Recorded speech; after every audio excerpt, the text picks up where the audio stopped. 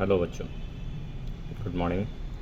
आज मैं Mukesh Agarwal learners paradise से क्लास 10th चैप्टर 1 जो कि कमर्शियल मैथमेटिक्स है एंड चैप्टर का नाम है गुड्स एंड सर्विस टैक्स के बारे में आपको डिटेल्स अच्छे से समझाने जा रहा हूँ। कृपया बने रहें, काफ़ी विस्तार से बनेगा इसमें एंड हर एक छोटी डिटेल्स बताई जाएगी।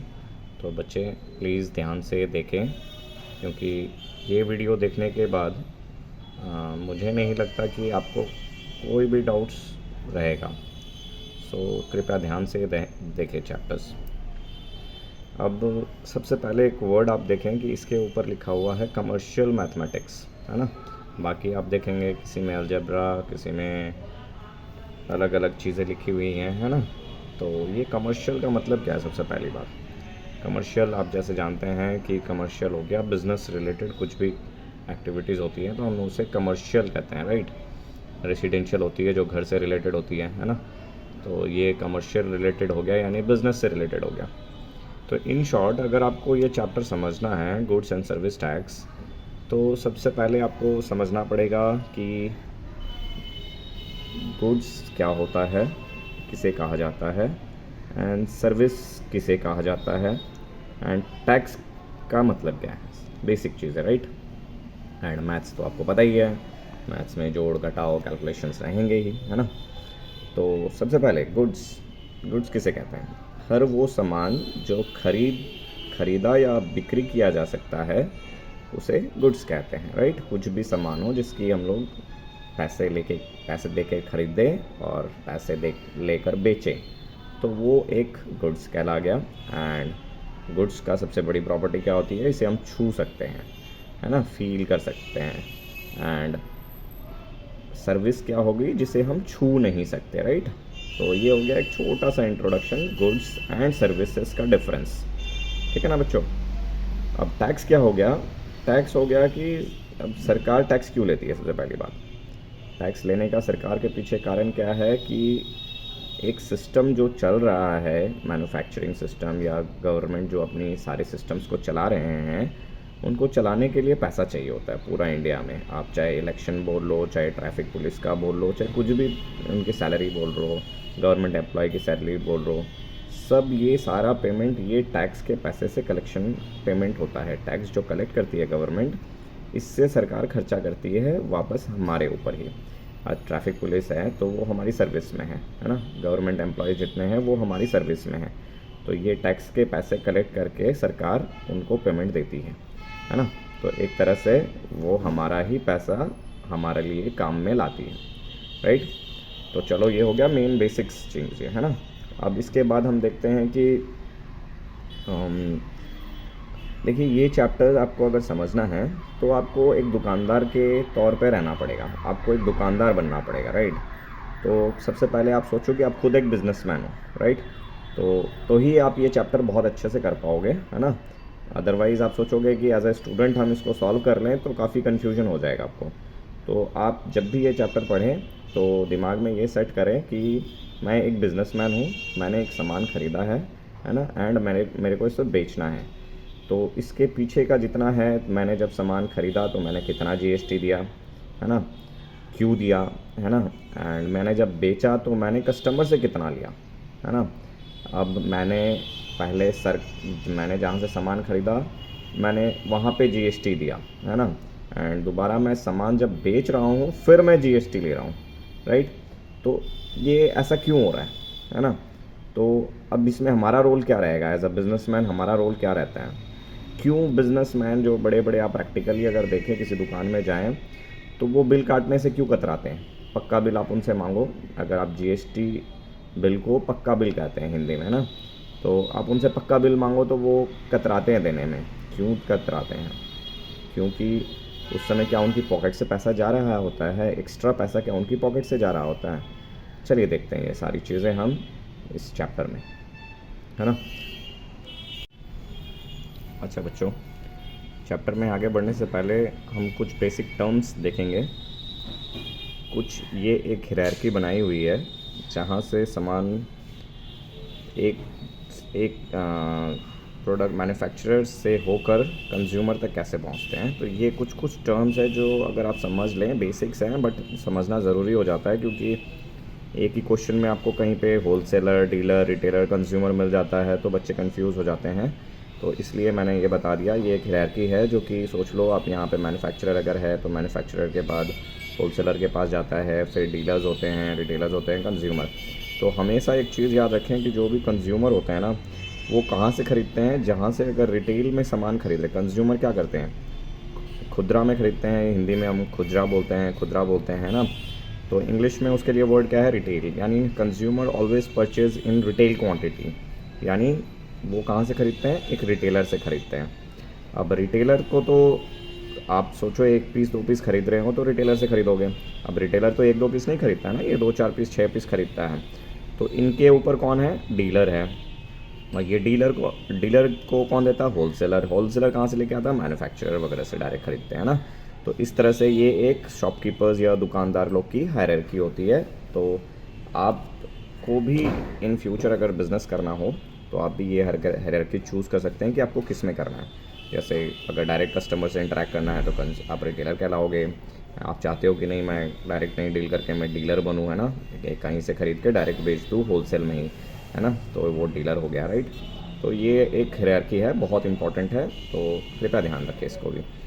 दूसरा, इस चैप्टर्स में अभी मैं कुछ कुछ आपको इंपॉर्टेंट वर्ड्स बताने जा रहा हूँ जो कि आपको through out the chapter very useful रहने वाला है, राइट। तो एक वर्ड है, देखो इसमें काफ़ी बार एनकाउंटर होने वाला है, तो कृपया ध्यान दें इसमें भी। एक वर्ड होता है इंटर, ये एक तरह से प्रीफिक्स है जो कि काफ़ी वर्ड्स के बीच में जोड़ा जाता है, राइट। तो एक होता है इंटर जिसमें स्पेलिंग हो गई INTER, एंड एक दूसरा हो गया इंट्रा। देखिए छोटा सा वर्ड है जो कि ER और RA का ही डिफरेंस है, बट मीनिंग में काफ़ी वास्ट डिफरेंस हो जाता है। तो इंटर का मतलब हो जाता है एक तरह से, अगर जनरल मीनिंग देखें तो इसका हो गया बिटवीन, मतलब बीच में। इंटर जैसे हम लोग बोलें इंटर स्टेट, है ना, तो स्टेट्स के बीच में। अगर GST के रेस्पेक्ट में बात करते हैं तो सामान क्या होता है, एक स्टेट से दूसरे स्टेट जाता है काफ़ी बार, है ना। कोई चीज़ सोचो मुंबई में बन रही है, वो वेस्ट बंगाल में लेके आनी है, तो ये क्या हो गया, स्टेट के बीच का लेन देन हो गया। वो आपका और जिस पार्टी का है उसको नहीं देखा जाएगा, इसको देखा जाएगा इंटर स्टेट ट्रांजेक्शन बोला जाएगा इसको, राइट। तो देखो एक इंटर से रिलेटेड और एक वर्ड क्या हो गया, इंटरनेशनल, यानी सोचो काफ़ी देशों के बीच में अगर लेन देन हो रहा है तो इंटरनेशनल कहलाएगा। जैसे इंटरनेशनल टूर्नामेंट होता है तो वो क्या होता है, कंट्रीज़ के बीच में हो रहा होता है, that is why it is called international, because nationals countries involve है इसमें। Inter state because state involve है। तो बिटवीन मेन आप याद रखिएगा, ER अगर है तो ये हो गया बिटवीन, है ना। एंड इंट्रा हो गया तो विद इन, यानी उसी के अंदर होना है जो भी है। जैसे इंट्रा स्टेट अगर बोले तो सोचो विद इन स्टेट काम हो रहा है, दूसरी स्टेट का इसमें काम नहीं है। जैसे हम लोग इंट्रा स्टेट हो गया ना, इंट्रा स्कूल टूर्नामेंट होता है ना, तो इंट्रा स्कूल का टूर्नामेंट मतलब क्या हो गया, विद इन स्कूल हो गया। अब अगर हम बोलें इंटर स्कूल बोल रहे हैं, है ना, तो क्या हो गया, स्कूल्स के बीच में हो गया, मतलब काफ़ी सारी स्कूल्स इन्वॉल्व हो गई उसमें। तो इंटर और इंट्रा काफ़ी बेसिक वर्ड्स हैं, बट काफ़ी बच्चों को कन्फ्यूजन रहता है इसमें भी। तो ये आज थोड़ा ध्यान रखिएगा जब आप आगे न्यूमेरिकल्स करें, क्योंकि इससे काफ़ी डिफरेंसेस हो जाते हैं, छोटे छोटे वर्ड्स से काफ़ी डिफरेंसेस आ जाता है ना। ये आपको काफ़ी हेल्प करेंगी न्यूमेरिकल सॉल्व करने में।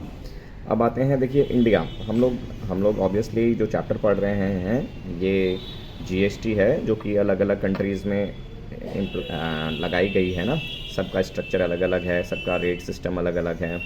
तो आपको GST इंडिया में समझने के लिए आपको इंडिया पहले समझना पड़ेगा, क्या है इंडिया।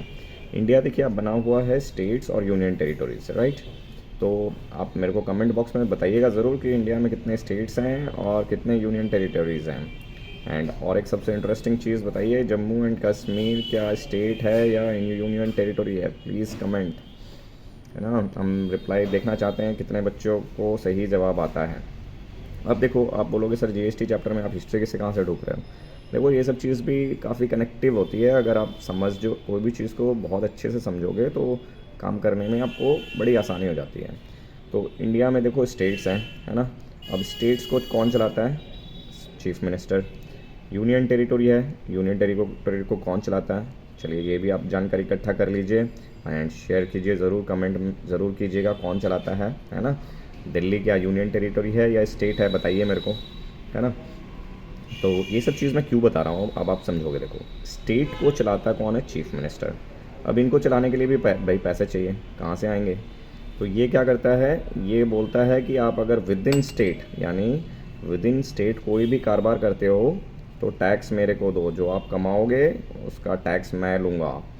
तो ये हो गया इनका काम। तो यानी अगर आप विद इन स्टेट कोई भी ट्रांजैक्शन करते हो तो आपको क्या पे करना पड़ता है, SGST, है ना। तो ये पैसे किसके पास जाते हैं, स्टेट के पास जाते हैं, राइट, है ना। एंड वैसे ही आप विद इन यूनियन टेरिटरी अगर काम करते हो तो ये पैसे किसके पास जाएंगे, इनके पास। लेकिन अब खाली इनको देने से तो नहीं होगा ना, आप सब चीज़ कनेक्टेड है। तो स्टेट्स में अगर हम लोग विद इन स्टेट्स में काम करते हैं तो CM तो लेगा ही लेगा, इधर आपका लेफ्टिनेंट गवर्नर या गवर्नर भी लेगा, राइट, है ना। लेकिन अब अगर सब पैसे ये ले लेंगे तो सेंट्रल जो कमिटीज़ हैं, सेंट्रल जो भी डिपार्टमेंट हैं, तो वो कैसे चलेंगे, राइट। तो इनके बीच में क्या हो गया, 50% का हिस्सेदारी हो गई भाई, है ना। इनके परसेंट में क्या हो गया, 50% की हिस्सेदारी हो गई।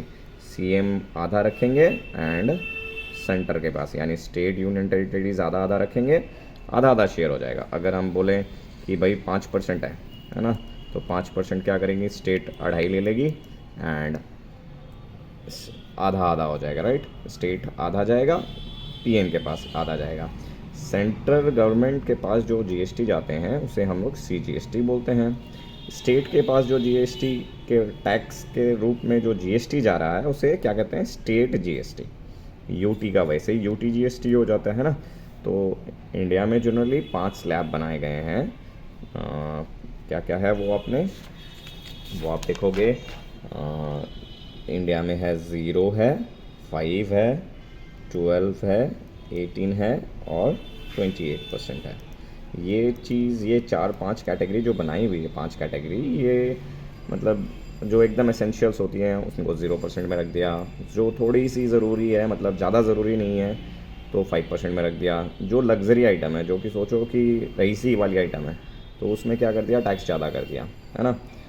तो इसी हिसाब से अलग अलग चीज़ की कैटेगरी की हुई है ना। तो इसमें क्या हिस्सेदारी होती है सेंटर की और स्टेट की, स्टेट 50 और सेंटर 50 देते हैं। अगर टैक्स कलेक्शन होगा तो यानी कोई भी अगर होलसेलर है, डीलर है, रिटेलर है, कुछ भी खरीद बिक्री कर रहा है तो उनको भाई दोनों को देना पड़ेगा, स्टेट को भी देना पड़ेगा, सेंटर को भी देना पड़ेगा, राइट, है ना, अगर विद इन स्टेट कारोबार हो रहा है तो। लेकिन अगर इस केस में अगर हम देखेंगे कि अगर आपका इंटर स्टेट कारोबार हो रहा है, मैंने क्या बताया था, इंटर स्टेट अगर कारोबार हो रहा है तो इसमें कौन सा GST आ जाएगा, IGST का रोल प्ले हो जाएगा इसमें। IGST यानी इंटर स्टेट GST का रोल आ जाएगा इसमें। ये पैसे किन के पास जाते हैं, ये आप मेरे को कमेंट करके बताइए कि ये पैसे किन के पास जा रहे हैं, ठीक है ना। ये चीज़ आप ये ध्यान में ज़रूर रखिएगा कि स्टेट और सेंटर के पास ये जो होते हैं पैसे, ये आधे आधे होते हैं, क्योंकि सेंट्रल गवर्नमेंट को भी कमिटीज़ सारी डिपार्टमेंट चलानी है एंड स्टेट को भी पैसे चलाने हैं ना। तो इसीलिए जैसे 5 है तो 2.55 हो जाएगा, ये 6 हो जाएगा, ये 9 हो जाएगा, ये 14 हो जाएगा, राइट, है ना बच्चों। चलिए फिर आगे बढ़ते हैं।